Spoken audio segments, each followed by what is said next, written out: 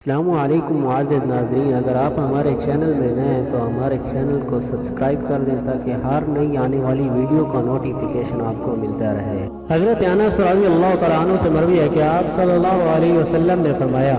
کیا میں تم کو جنتی عورت کے بارے میں نہ بتا دوں؟ وہ کون ہے؟ ہم نے کہا ضرور ہے اللہ کے رسول۔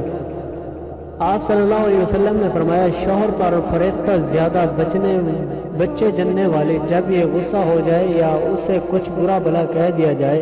یا اس کا شوہر ناراض ہو جائے تو یہ عورت شوہر کو راضی کرتے ہوئے کہے، میرا ہاتھ تمہارے ہاتھ میں ہے، میں اس وقت تک نہ سوؤں گی جب تک تم خوش نہ ہو جاؤ گے۔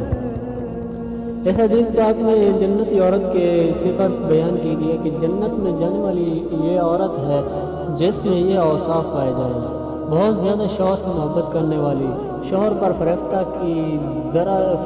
کے ذرا سی اس ناراضگی سے اس کا چین و سکون ختم ہو جائے، محبت و چین کا تعلق اس کا شوہر سے وابستہ ہو، اسے ناراض چھوڑ کر الگ بیٹھنے والی نہ ہو۔ فریفتگی اور محبت کا یہ فائدہ ہوگا کہ جب کہ دوسرے کی جانب اس کا خیال اور دھیان نہ جائے گا، اور غایت میں محبت کی وجہ سے شوہر کی جانب سے کوئی تکلیف دہ امور ہوں گے تو اسے برداشت کر لے گی۔ محبت کی وجہ سے کڑوی بات بھی میٹھی ہو جاتی ہے۔